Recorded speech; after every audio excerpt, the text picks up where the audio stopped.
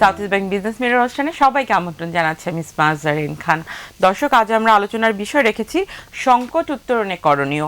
আমাদের সাথে দুজন বিশেষ ব্যক্তি স্টুডিওতে আমন্ত্রণ জানিয়েছি।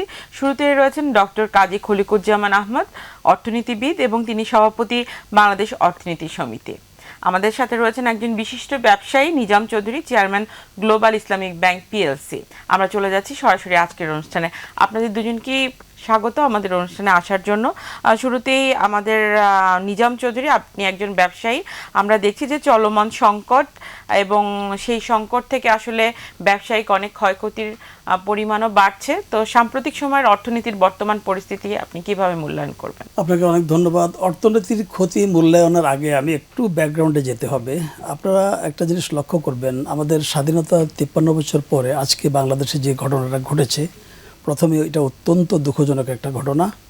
1975 সালের 15 আগস্টের পরে আমরা ঘুরে দাঁড়াতে শুরু করেছি আস্তে আস্তে, এবং 96 থেকে 2001 সাল প্ল্যাটফর্ম তৈরি করে দিয়ে তারপর আবার 2001 সালে আমাদের থেকে ক্ষমতা থেকে সরিয়ে দেওয়া হয়। আমি কিন্তু একটা দলের সাপোর্টার, ওই হিসাবে কথা বলছি। আমি ব্যবসায়ী, কিন্তু আমি কিন্তু অরাজনৈতিক ব্যক্তিত্ব না। এই জন্য আপনি হয়তো মনে করবেন এখানে শুধু ব্যবসার কথাই বলবো, কিন্তু আমার কথার মধ্যে রাজনীতিও আসবে। বঙ্গবন্ধু যখন 75-এর 15 আগস্টের আগে ঘুরে দাঁড়ানোর চেষ্টা করছিলেন অর্থনীতিটাকে, ঠিক তখনই ওনাকে সপরিবারে হত্যা করা হয়। তাহলে বাংলাদেশের মুক্তি সংগ্রামে 30 লক্ষ শহীদ, 2 লক্ষ মা-বোনের ইজ্জতের বিনিময়ে অর্জিত স্বাধীনতাকে যখন উনি অর্থনৈতিকভাবে দেশকে সমৃদ্ধশালী করবেন, ঠিক তখনই ওনাকে হত্যা করা হয়। আর যখন বাংলাদেশ আজকে ওনার কন্যার নেতৃত্বে, বঙ্গবন্ধু কন্যার নেতৃত্বে আজকে দীর্ঘ 53 বছর পরে আবার ঘুরে দাঁড়িয়েছে পৃথিবীর বুকে একটা উন্নত সমৃদ্ধশালী একটা সম্মানজনক অবস্থানে আমরা গিয়েছি, ঠিক তখনই আবার মারাত্মক রকম একটা আঘাত গেল সপ্তাহে আমাদের উপর আসলো, আমাদের অর্থনীতির উপর আসলো। আমাদের গর্বের যে জায়গাগুলো, মেট্রো রেল, এলিভেটেড এক্সপ্রেসওয়ে, সেতু ভবন যার মাধ্যমে পদ্মা সেতু হয়েছে, এগুলোকে টার্গেট করে করে আঘাত করা হয়েছে। গত এক সপ্তাহে শুধু বিজনেসের ক্ষতি হয়েছে 84,000 কোটি টাকা। আর আপনি যদি ইনফ্রাস্ট্রাকচারাল ড্যামেজের কথা বলেন, এগুলোকে আবার নতুন করে বানাতে আরও 50,000 কোটি টাকার বেশি লাগবে। তাহলে আমরা কি পরিমাণ ক্ষতির সম্মুখীন হয়েছি, এটাকে উত্তরণের ব্যাপারে উনি কথা বলার পরে আমার চিন্তাভাবনা আমি বলবো। স্যার, আমরা আসলে যেভাবে এগিয়ে যাচ্ছিলাম এবং যেখানে আমাদের পদ্মা সেতু, মেট্রো রেল এবং অবকাঠামোর মাধ্যমে আসলে বিদেশিদের নজর কেড়েছিল বাংলাদেশকে সামনের দিকে এগিয়ে নিয়ে যাওয়ার জন্য, সে অবস্থায় আমাদের এই মুহূর্তে আসলে যারা আমরা এক্সপোর্টের সাথে আছি বা বিদেশের সাথে ব্যবসা করছে, সেই জায়গায় কিছুটা আমাদের ব্যবসা বান্ধব পরিস্থিতি যে থমকে গিয়েছে, আপনার কাছে একটু যদি আপনি বলতেন যে এই মুহূর্তের যে পরিস্থিতি, সেখানে আমাদের অর্থনৈতিক ক্ষতির পরিমাণ কেমন? ক্ষয়ক্ষতির পরিমাণ নিয়ে এখনও আমার মনে হয় সময় আসেনি পুরাটা বলার। কিছু তো নিজাম সাহেব বললেনই, কিন্তু আরও অনেক বেশি ক্ষয়ক্ষতি হয়েছে। আমরা যে স্থাপনাগুলোর ক্ষতি হয়েছে, অবকাঠামোর যে ক্ষতিগুলো হয়েছে সেটা আমরা জানি। বিটিবি ভবনের ক্ষতি কী পরিমাণ হয়েছে সেটা তো আমরা জানি না। মেট্রো রেলে এখন ক্ষয়ক্ষতি নিরূপণ করার জন্য একটা কমিটি করা হয়েছে, তারা দেবেন। এবং অন্যান্য ক্ষয়ক্ষতি, ব্যবসা বাণিজ্যের ক্ষতি হয়েছে, আমাদের রপ্তানির ক্ষতি হয়েছে, অনেক ক্ষতি। এই আমরা যখন করোনা এবং ইউক্রেন যুদ্ধের পরে যে সমস্যাটা আমাদের সামনে এসেছিল, সেখান থেকে উত্তরণ করে আবার এগিয়ে যাওয়া শুরু করেছিলাম, ঠিক সেই সময়ে এই আঘাতটা আসলো।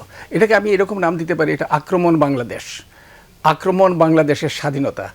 এই ধরনের একটা উদ্দেশ্য নিয়ে এই দুষ্কৃতিকারী যারা তারা এই স্থাপনাগুলো এবং এটা রাষ্ট্রীয় সম্পদগুলো তারা ধ্বংস করলো। এই রাষ্ট্রীয় সম্পদ তো কোনো সুস্থ মানুষ করতে পারে না। এই দেশের একটা সুস্থ নাগরিক, এই দেশের দেশপ্রেমিক নাগরিক করতে পারে না। হ্যাঁ, কেউ বিক্ষুব্ধ হতে পারে যে কোনো কারণে, তারা আন্দোলন করতে পারে, তারা স্লোগান দিতে পারে, তারা মশাল মিছিল করতে পারে, কিন্তু রাষ্ট্রীয় সম্পদ তো কেউ ভাঙচুর করতে পারে না। কোটা সংস্কার যেটা তারা করেছিল, তাদের দাবির যৌক্তিকতা আছে, কিন্তু আমি মনে করি না যে ওটা সঠিক সময় ছিল বলে। সঠিক সময় হতো সুপ্রিম কোর্টের রায় বাইর হওয়ার পরে সরকার কি করে সেটা দেখে, তখন সঠিক সময় হতো। যদি তাদের যে দাবি, সেই দাবিটা যদি পূরণ না হয়, তখন সঠিক সময় হতো।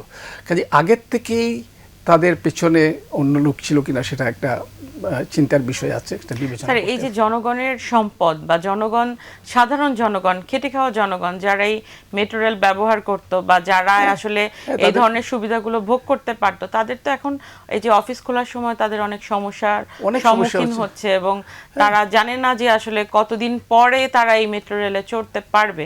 বলা হয়েছে যে এই যে স্টেশনগুলো ঠিক করতে 1 বছর সময় লাগবে। তারপরে অন্যান্য যেগুলো ক্ষয়ক্ষতি হয়েছে সেগুলো তো অনেক সময় সাপেক্ষ ব্যাপার, অর্থের ব্যাপার, সময়ের ব্যাপার দুটা, এবং সময় যত বেশি লাগবে তত বেশি আমাদের ক্ষতি হচ্ছে। হয়তো ব্যক্তি পর্যায়ে ক্ষতি হচ্ছে, পারিবারিক পর্যায়ে ক্ষতি হচ্ছে, ব্যবসা পর্যায়ে ক্ষতি হচ্ছে, রাষ্ট্রীয় পর্যায়ে ক্ষতি হচ্ছে, নানান ধরনের ক্ষয়ক্ষতি হবে। বিশ্ববাজারে আমাদের যে একটা ইমেজ এবং বিশ্ববাজারে বাংলাদেশ যে উন্নয়নশীল দেশের তালিকায় এলডিসি গ্র্যাজুয়েশন পরবর্তী সময়ে যাচ্ছিল, সেখানে কিছুটা হলেও তো আমরা বাধাগ্রস্ত হয়েছি। এটি থেকে আসলে খুব দ্রুত সময় আমরা কিভাবে উত্তরণ করতে পারব? এলডিসি থেকে বেরিয়ে আসে সেটা বাধাগ্রস্ত হবে বলে আমার মনে হয় না, এটা এখনো সময় আছে।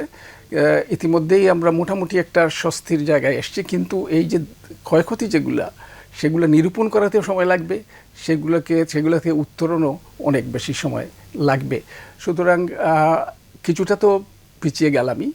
আমরা যখন পিছিয়ে যাচ্ছিলাম ইউক্রেন যুদ্ধ এবং করোনার পরে, সেখান থেকে যখন উত্তরণ ঘটাচ্ছিলাম, খুব দ্রুত কিন্তু উত্তরণ ঘটানো শুরু হয়েছিল, তখনই কিন্তু এই আঘাতটা আসলো। কাজে এটা পরিকল্পিতভাবে। তো একটা জিনিস আমার কাছে বোধগম্য না, যে এই ধরনের একটা আন্দোলনে সন্ত্রাসীরা বা স্বার্থান্বেষীরা আসবে, এটা আগের থেকে বোঝা উচিত ছিল বলে আমি মনে করি। আসবেই, তারা একটা সুযোগ নেবেই, একটা সুযোগ পেলে নেবে, কারণ তারা ওত পেতে বসে আছে এখানে। তো সেটা আগে কেন বিবেচনা করা হলো না, সেটা একটা প্রশ্ন আমার থেকে যায়।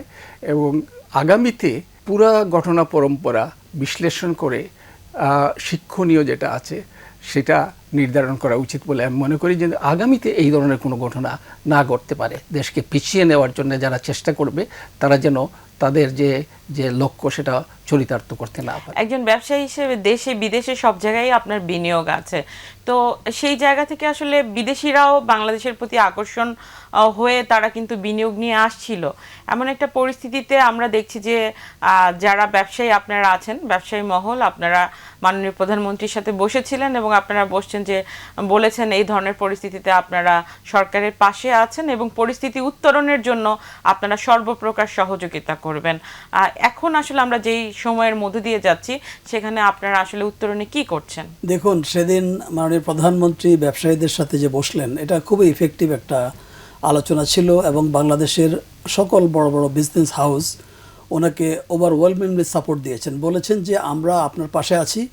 অনেক ব্যবসায়ীর মুখে আমি শুনেছি বলতে যে 14 বছর আগে আমি কি ছিলাম, এখন 14 বছর পরে আমি কি হয়েছি, আপনাদের সবাইকে এটা স্মরণ রাখতে হবে। দেশটা তো অনেক এগিয়ে গেছে, আমাদের শত্রুরা এটা কিন্তু পছন্দ করছে না। একটা জিনিস সেখানে আলোচিত হয়েছে যে আমাদের গার্মেন্টসের কোটা নিয়ে যাওয়ার জন্য, আমাদের ব্যবসা নিয়ে যাওয়ার জন্য আমাদের যারা প্রতিদ্বন্দ্বী আছে তারা বিভিন্ন বায়ারদের কাছে ফোন করছে, ইমেল পাঠাচ্ছে যে বাংলাদেশ থেকে আর ব্যবসা হবে না। এই যে ক্ষতির সম্মুখীন আমরা হয়েছি, এটা কাটিয়ে উঠতে কিন্তু আমাদের অনেক সময় লাগবে। তবে একটা জিনিস আপনাকে লক্ষ্য করতে হবে, বাংলাদেশে আমরা এমন একজন লিডারকে পেয়েছি, বঙ্গবন্ধু কন্যা। তিনি প্যান্ডামিকের সময় অনেকে মনে করেছিল আমাদের অর্থনীতি মুখ থুবড়ে পড়বে, সেখান থেকে সারা বিশ্বকে তাক লাগিয়ে দিয়ে উনি এমন একটা প্রণোদনা দিয়ে বিভিন্ন রকম পন্থা অবলম্বন করে আজকে আমাদেরকে এত স্ট্রং ভিত্তির উপর দাঁড় করিয়েছেন। কিন্তু আপনাকে লক্ষ্য করতে হবে, যেটা উনি বললেন আক্রমণ বাংলাদেশ, উনি কিন্তু একটা সুন্দর নাম দিয়েছেন। আমি বিশ্বাস করি এই নামটা আমাদের সবাইকে ঐক্যবদ্ধভাবে মোকাবিলা করতে হবে। এখন শুধুমাত্র সরকারের দিকে তাকিয়ে থাকলে হবে না, যে এরকম একটা বিশাল সমস্যা আসলো সরকার সব সমাধান করে না, আপনারা তো শুধু ব্যবসায়ী করছেন, তরুণ প্রজন্মকে মোটিভেট করা, তাদের পাশে থাকা, তাদেরকে বোঝানো, এবং এই যে ভুল বোঝাবুঝির একটা জায়গা তৈরি হলো, তখনই তো ব্যবসায়ীরা সামনে এসে এই ভুল বোঝাবুঝিগুলো আরো খুব সুন্দরভাবে সহযোগিতা করা যেত। ভালো পয়েন্ট তুলেছেন, মোটিভেশন চলছে এখন বিভিন্ন ইউনিভার্সিটিতে, বিভিন্ন প্রাইভেট ইউনিভার্সিটিগুলোতে, ঢাকা ইউনিভার্সিটি বলেন, বিভিন্ন জায়গায় আমি তো জড়িত আছি। আমি ঢাকা ইউনিভার্সিটির সিনেটে গত 2 বার আছি, আমি দেখছি স্টুডেন্টদের স্ট্যান্ডার্ড অনেক বেড়েছে। আমরা শুধু আমাদের দেশে শুধু নেগেটিভগুলো প্রচার করা হয়। যেমন দেখেন, আপনাকে একটা উদাহরণ দিলে বুঝবেন, গত 5 দিনের 6 দিনের যে তাণ্ডবগুলো হয়েছে, এখানে কিন্তু শুধুমাত্র বলা হয়েছে বিভিন্ন বিদেশি মিডিয়াতে যে পুলিশ কী কী করেছে। আমাদের যে হাজার হাজার কোটি টাকার ক্ষতি হলো, ইনফ্রাস্ট্রাকচারাল ড্যামেজ হলো, আমাদের পুলিশকে মেরে যে রাস্তায় টাঙিয়ে রাখা হলো, আমাদের ছেলেদেরকে যে 15 তলা ছাদ থেকে ফেলে দেওয়া হলো, এগুলো কিন্তু কোনো মিডিয়াতে আসে নাই। আমার কথা হচ্ছে আমাদের সবাইকে এগিয়ে আসতে হবে, প্রত্যেকটা সেক্টরের মানুষকে, ব্যবসায়ীদেরকে সবাইকে এগিয়ে আসতে হবে, আমাদেরকে পজিটিভ কথা বলতে হবে। World is becoming a very dangerous place to live. তরুণরাই আমাদের শক্তি, তরুণরাই আমাদের বাংলাদেশ, এটি আমরা বলে এসেছি এবং মাননীয় প্রধানমন্ত্রী সব সময় তরুণদের পাশে ছিলেন, আছেন, থাকবেন। সেই জায়গা থেকে আসলে তরুণদের যদি কেউ পথহারা না করতে পারেন, সেই জন্য কি আপনার কাছে মনে হয় না কোটা আন্দোলন, যেটা কোটা আন্দোলনে তো সরকার পক্ষে, জি, এটা তো প্রধানমন্ত্রী বারবার বলেছেন এবং তিনি তো কোটা তুলেও দিয়েছিলেন 2018 সালে। তখন আমাদের যদি আদালত সেটাকে আবার পুনঃস্থাপন করলো, তারপরে তো আদালতের একটা প্রক্রিয়া ছিল এবং সেখানে বারবার বলেছেন প্রধানমন্ত্রী যে আমরা পক্ষে আছি, আমরা দেখতে চাই সুপ্রিম কোর্ট কি বলে, তারপরে আমরা পদক্ষেপ আমরা নেব। শুনবো। আমরা একটা বিরতি নিচ্ছি, বিরতির পর আবারও ফিরছি আপনার কাছে। দর্শক, আমরা একটা বিরতিতে যাচ্ছি, বিরতির পর আবারও ফিরছি south east bank business mirror অনুষ্ঠানে। বিরতির পর আবারও আমন্ত্রণ জানাচ্ছি south east bank business mirror অনুষ্ঠানে। আপনি বলছিলেন তো কাজেই ব্যাপারটা হচ্ছে কি, সরকার তো চাচ্ছে যে তারা সঠিক পথে থাকুক, মানে তাদের যে দাবি, সেই দাবির কথা সরকার সচেতন এবং সচেতনভাবেই সেটা সমাধান করার চেষ্টা করছিল। কিন্তু একটা ব্যাপার আমাদের একটু লক্ষ্য করতে হবে, সেটা হচ্ছে এই যে তরুণ প্রজন্ম কোটা আন্দোলন কেন করলো? তারা চাকরি চায়, তাই না? চাকরির পিছনে কি আছে? বেকারত্ব আছে। মানে কয়েকজন সরকারি চাকরি পাবে, সবাই পাবে না। কিন্তু সবার মধ্যে একটা ক্ষোভ আছে, সেই ক্ষোভটা হচ্ছে চাকরির বাজারটা খুব ভালো না। আমাদের যে তরুণ প্রজন্ম, তাদের একটা উল্লেখযোগ্য অংশ শিক্ষিত যারা, তারা কিন্তু চাকরি পাচ্ছে না। যে কোনো একটা 2টা 3টা পদের জন্য যদি আমরা দরখাস্ত আহ্বান করি, তার জন্য কয়েক হাজার আসে। তো কাজে এই দিকে বিশেষ করে নজর দিতে হবে, তাহলেই তাদের আস্থাটা ফিরে আসবে। কারণ খালি চাকরি তো না, এখন যেটা সরকার করার চেষ্টা করছে সেটা হচ্ছে উদ্যোক্তা সৃষ্টি করা। সে উদ্যোক্তা সৃষ্টি করলে এরা তো, কারণ সবাইকে চাকরি কেন করতে হবে, উদ্যোক্তা হতে পারে। তো এই যে কর্মসূচিগুলো, সেগুলোকে আরও শক্তিশালী করা এবং যারা বাস্তবায়ন, অনেক সময় হয় কি এখানে নীতি ঠিক আছে, প্রধানমন্ত্রীর নির্দেশনা সব ঠিক আছে, কিন্তু যারা বাস্তবায়ন করেন তারা গাফিলতি করেন, তারা সঠিকভাবে বাস্তবায়ন করেন না। ফলে দেখা যায় যে সুফল পাওয়ার কথা, সেই সুফল আমরা পাচ্ছি না। এই জিনিসগুলোকে আমাদের একটু বিবেচনায় নিতে হবে এবং যারা বাস্তবায়নে আছেন তাদের জবাবদিহি নিশ্চিত করতে হবে, যাতে সরকারের সিদ্ধান্ত, সরকারের নীতি যেগুলি সঠিক, এবং অনেকগুলো সঠিক সিদ্ধান্ত আছে, আমাদের অনেক নীতি আছে, অনেক আইন আছে, কিন্তু সেটা বাস্তবায়ন করতে পারি না। যারা বাস্তবায়ন করেন তাদের গাফিলতির কারণে, সেই গাফিলতি যারা করছেন তাদেরকেও চিহ্নিত করা উচিত। সন্ত্রাসীদের একসঙ্গে চিহ্নিত করা উচিত। দীর্ঘমেয়াদে দেশকে আমরা সুষ্ঠু পথে এগিয়ে নিয়ে যেতে চাইলে এই যে গাফিলতি চলবে না। এখানে সবাই তার দায়িত্ব সঠিক সময়ে সঠিকভাবে পালন করবেন, সেটি আমরা দেখতে চাই। আমরা তো দেখলাম যে দাবি মেনে নেওয়া হয়েছে। এই সকল ছেলেমেয়েদের পাশে এখন আমাদের যারা ব্যবসায়ী মহল, আপনাদের মতো যারা আছে, তাদের পাশে থেকে তাদেরকে আরো বেশি মোটিভেট করে তাদের পজিটিভভাবে কিভাবে আসলে আমাদের দেশের অন্যান্য সেক্টরে তাদেরকে কাজে লাগানো যায়, সেটি নিয়েও তো কাজের সময় এসে গেছে। এটা সময়, এটা আমাদের করতে হবে। যেটা জাম সাহেব বললেন, আমার মনে হয় একেবারে এই যে আমাদের সবাইকে ঐক্যবদ্ধ হতে হবে। কারণ আমরা যারা স্বাধীনতার পক্ষে, যারা মুক্তিযুদ্ধের পক্ষে, মুক্তিযুদ্ধের চেতনার পক্ষে, এই দেশকে দেখতে চাই একটা সুস্থ দেশ হিসাবে এগিয়ে যাবে, সবাইকে অন্তর্ভুক্ত করে, সব এক হয়ে মুক্তিযুদ্ধের চেতনাটাকে সবার মধ্যে ছড়িয়ে দিয়ে সেইভাবে এগিয়ে যেতে। আপনি দেখেন যে মূল্যস্ফীতির এই সময়, গেল সপ্তাহে খেটে খাওয়া মানুষদের কিন্তু অনেক কষ্টের মধ্যে দিয়ে যেতে হয়েছে এবং তাদের কিন্তু জিনিসপত্রের দাম বৃদ্ধি এবং মূল্য বৃদ্ধি, এবং পাশাপাশি তারা যেহেতু বাসায় ছিলেন, সো অনেকেই আসলে পরিমাণ কাজ ছিল না। তো এই মূল্যস্ফীতিটাকে আমরা কিভাবে, মূল্যস্ফীতিটার ব্যাপারে আমি একটু বলতে চাই। মূল্যস্ফীতি আগেও ছিল, মানে এই আন্দোলনের আগেও ছিল, সেটা আমরা কমাতে পারছিলাম না। তার একটা বড় কারণ হচ্ছে এখানে কিছু কিছু দুষ্ট চক্র আছে, দুষ্ট, যেটাকে সিন্ডিকেট বলা হয়। এই দুষ্ট চক্রগুলোকে ভাঙতে হবে। দুষ্ট চক্রগুলোকে না ভাঙলে আমার মূল্যস্ফীতি কমানো যাচ্ছে না। যে নীতি গ্রহণ করে, যে পদক্ষেপ গ্রহণ করে ভারতে কমানো গেছে, মার্কিন যুক্তরাষ্ট্রে করানো গেছে, শ্রীলঙ্কায় কমানো গেছে, সেই একই কিন্তু পদক্ষেপ বাংলাদেশেও নিয়েছে, কিন্তু সেটা কাজ করছে না কেন? এই কতগুলো দুষ্ট চক্র এগুলোকে কাজ করতে দেয় না, প্রতিষ্ঠানগুলোকে কাজ করতে দেয় না। কাজে এই দুষ্ট, আমাদের এগিয়ে যাওয়ার সময়ে এখন সময় আসছে পুরো জিনিসটাকে মূল্যায়ন করা, এবং সেটাই আমি আশা করব যে এই যে আমরা ধাক্কাটা খেলাম, সেটার পরিপ্রেক্ষিতে পুরো ব্যবস্থাটা মূল্যায়ন করে, বিশ্লেষণ করে আগামীর জন্য আমাদের সবাইকে তৈরি হতে হবে, ব্যবসায়ীদের তৈরি হতে হবে, আমাদের তৈরি হতে হবে, সরকারকে তৈরি হতে হবে, যাতে আমরা স্বাধীনতার মূল মন্ত্র থেকে বিচ্যুত না হই। সেই জায়গা থেকে আসলে এই যে দুষ্ট চক্রের কথা বলা হচ্ছে, আপনারা ব্যবসায়ী মহলের মধ্যেও তো কিছু কিছু ঘাপটি মেরে এই দুষ্ট চক্রগুলো আছে, তো সেগুলো আসলে ইউনিটি হলে তো দুষ্ট চক্রগুলো আর জায়গা করে নিতে পারে না। সেই জায়গা থেকে আপনার আসলে মতামত কি, যে কিভাবে আগামী সময়ে আমরা আমাদের যারা শত্রু আছে বা যারাই আছে তাদেরকে কিভাবে আসলে প্রতিহত করা যাবে? না, আসলে আঘাত আসলেই তো মানুষ সচেতন হয়। যে আঘাতটা আমাদের উপরে এসেছে, আমরা এখন অনেক সচেতন হব ভবিষ্যতে। এখন দুষ্ট চক্র তো সবসময় থাকবে, এটা কিন্তু আপনি কোথাও ক্লিন করতে পারবেন না, এরা সারা পৃথিবীতেই আছে। এবং এই দুষ্ট চক্ররা, এখন একটা কথা বলা হয় যে সারা পৃথিবীতে অর্থনীতি 50% হচ্ছে গ্রিন অর্থনীতি আর 50% ব্ল্যাক অর্থনীতি। আপনার আমেরিকা বলে যে হুন্ডি করো না, কিন্তু তারা জঙ্গিদের কাছে হুন্ডি করে নিজেরাই অর্থ পাড়ায় স্টেট ডিপার্টমেন্ট। তো এখানে আপনি করবেন কি? আসলে দেশটাকে ভালোবাসতে হবে, পেট্রিয়টিজমের বড় অভাব। আমাদেরকে প্রতিটা রাজনীতিবিদ, অর্থনীতিবিদ, ব্যবসায়ী, মিডিয়ার আর একটা ভূমিকা, মিডিয়ার যে ভূমিকাটা, আজকে যে আমাদের ব্যাড নিউজ হচ্ছে ইন্টারন্যাশনাল মিডিয়াগুলোতে, আমাদের এখানকার মিডিয়া কি এটার প্রতিবাদ করতে পারে না? আমাদের এখানে জাতীয় সাংবাদিক আছে, এবং মিডিয়া বিভিন্ন সময় রাজনৈতিক নেতাদেরকে প্রশ্ন করার সময়ও অনেক অ্যালার্ট থাকতে হবে। না, আমরা আসলে যেটা শুনছিলাম যে আমাদের অর্থনীতিবিদ কাজী খলিকুজ্জামান সাহেবও বলছিলেন যে আমাদের তরুণ প্রজন্মের একটা বড় অংশ ফ্রিল্যান্সিং এ ঢুকে গেছে এবং তারা কিন্তু এখান থেকে আয় করছিল, কিন্তু এই চলমান সংকটে তাদের অনেক বড় একটা ক্ষতি হয়েছে এবং তারা অনেকে আসলে কাজগুলো ধরে রাখতে পারবে কিনা সেটাও তারা জানে না। আগামী 1 বছর ফ্রিল্যান্সিং এর মাধ্যমে $1 বিলিয়ন ইনকামের একটা টার্গেট নিয়ে আমরা এগোচ্ছি। আমরা ৬৮,০০০ কোটি টাকার বাজেট নিয়ে শুরু করে আজকে ৮ লক্ষ কোটি টাকার বাজেট। আমরা we are shooting for $500 trillion অর্থনীতি, যেটা শেখ হাসিনার নেতৃত্বে হয়েছে, সেটাকে থামিয়ে দেওয়ার জন্য আমরা যেন উঠতে না পারি। আমরা কেন এত দ্রুত উঠছি? এটাই হচ্ছে আমাদের দেশের কিছু লোকের সমস্যা।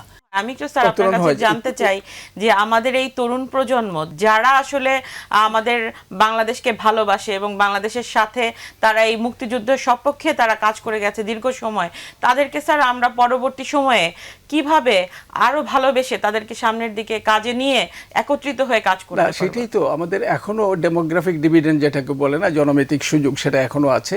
এবং প্রশিক্ষণ, সরকারের কিন্তু অনেকগুলি প্রশিক্ষণ কর্মসূচি আছে। অর্থ মন্ত্রণালয়ের সবাইকে তো স্যার আমরা বিশেষ দিতে পারছি না, কিন্তু সংখ্যাটা তো অনেক বড়। একটা জিনিস বুঝতে হবে, বাংলাদেশের এই ছোট্ট একটা জায়গায় প্রতি বর্গ কিলোমিটারে 1200 মানুষ বাস করে, আর তার চেয়ে সবচেয়ে কাছে হচ্ছে ভারত, সেখানে 450, আর মার্কিন যুক্তরাষ্ট্রে মাত্র 36 জন, কানাডায় 4 জন, যুক্তরাজ্যে 300।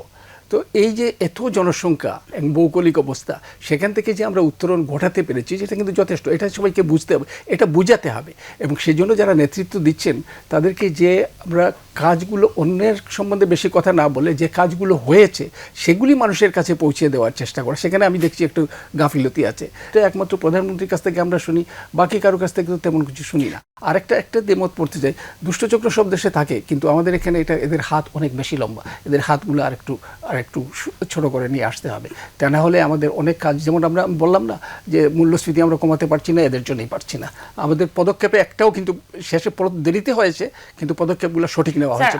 আপনার মতামত কি যে আগামীর বাংলাদেশের পথ চলায় তরুণদেরকে পাশে রেখে এ ধরনের ব্যবসায়ীরা কিভাবে সামনে এগিয়ে যেতে পারবে? তরুণ ছাড়া তো তরুণরা তো আগামীতে নেতৃত্বে আসবেই, তাদেরকে মোটিভেট করা, তাদের পাশে রাখা, তাদেরকে গিয়ে আরো বোঝানো, তাদেরকে বাংলাদেশের ভালো ভালো জিনিসগুলো তাদের মধ্যে আরো যেটা নিয়ে করতে আসা। পারেন ওনারা, অনেক আছে যাদের অসচ্ছল পরিবার থেকে আসে, অন্যান্য দেশে ব্যবসায়ীরা তাদেরকে বৃত্তি বা সহায়তা করার চেষ্টা করেন, এইখানে সেটাকে আরেকটু বাড়াতে আছে কেউ করেন, নিজাম সাহেব করেন কিনা আমি জানি না, অনেকেই করেন, কিন্তু সেটা আমি মনে হয় আরেকটু তাদের পাশে দাঁড়ানো উচিত।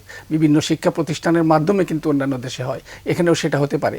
মাঝে মাঝে ওনারা বিশ্ববিদ্যালয়গুলো ওনাদেরকে ডেকে নিয়ে যেতে পারে, তারা কি করতে পারেন সেটা তারা বলতে পারেন। আমার ওখানে ঢাকা স্কুল অফ ইকোনমিক্স, আপনার কাছে মনে হচ্ছে সম্পর্ক আরো জোরদার করা উচিত প্রবীণ এবং নবীনদের সাথে। এটা নিজাম সাহেব বলেছেন, এটা খুবই, আমাদের সবাইকে এক হতে হবে। স্যার, আমরা অনুষ্ঠান শেষ করব, এক বাক্যে আপনি যদি বলেন যে এই বর্তমান সংকট মোকাবেলায় তরুণদের প্রতি আপনার পরামর্শ কি? আমার তরুণদের প্রতি একটাই পরামর্শ, দেশটাকে যেন তোমাদের আন্দোলনের উপর ভর করে দেশটাকে যেন কেউ ধ্বংস করতে না পারে। এদেশ তোমাদের, এদেশ গড়বে তোমরা, এদেশ চালাবে তোমরা, এদেশকে নিয়ে গর্ব করবে তোমরা।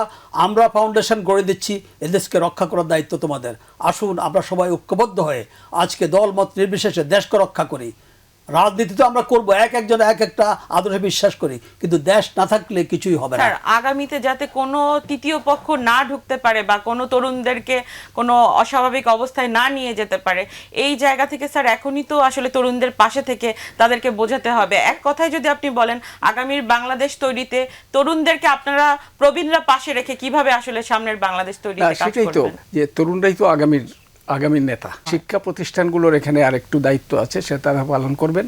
ব্যবসায়ীদের দায়িত্ব আছে, আমাদেরও আছে, সবাই মিলে করতে হবে। সেটা হচ্ছে আমরা যারা মুক্তিযুদ্ধের চেতনায় বিশ্বাস করি, আমি তাদের কথা বলছি, যাদের বিশ্বাস করি না তাদের কথা আমি বলছি না, তাদের যেখানে যেখানে সুযোগ আছে সেখানে সেখানে তাদের কাজ করা উচিত, যাতে জাতি একশো। এবং এখানে সরকারের দায়িত্ব আছে, সরকার যাদেরকে সুযোগ সৃষ্টি করে দেওয়া, যে যারা কাজ করতে চায় তাদেরকে সুযোগ সৃষ্টি করে দেওয়া, আমাদের যে ভবিষ্যৎটা গড়ার জন্য মুক্তিযুদ্ধের চেতনা, এটা আমি বারবার বলি, কারণ আমি নিজে মুক্তিযুদ্ধ করেছি, সেই জন্য আমি মুক্তিযুদ্ধের চেতনায় আর দেশটা গড়তে হবে। তো সেই চেতনায় গড়ার জন্য সরকারকেও সবাইকে নিয়ে আসতে হবে, বুঝতে হবে যে এই বিশ্লেষণ করে এখন যে ঘটনাগুলো ঘটে গেল, কিভাবে ঘটলো, কেন ঘটলো, সেটা বিশ্লেষণ করে আগামীতে যেটা এরকম কোনো ঘটনা না ঘটতে পারে, তরুণদের উপর ভর করে বা ছাত্রদের উপর ভর করে এই সন্ত্রাসীরা এবং স্বার্থান্বেষীরা দেশের ক্ষতি না করতে পারে। প্রবীণদেরও তো তাদের সাথে ডায়লগের স্পেস থাকতে হবে। আমরা তো করছি, আমি উনি যেটা বললেন করছেন, আমি তো ওদের মধ্যেই আছি। আমি তো ঢাকা বিশ্ববিদ্যালয়ের সঙ্গে সম্পৃক্ত আছি, আমি ঢাকা স্কুল অফ ইকোনমিক্স, আমাদের ছেলেমেয়েরা আছে, আমরা ওখানে তাদেরকে পড়াই, তারপরে আমি প্রায় সব বিশ্ববিদ্যালয়েই যাই।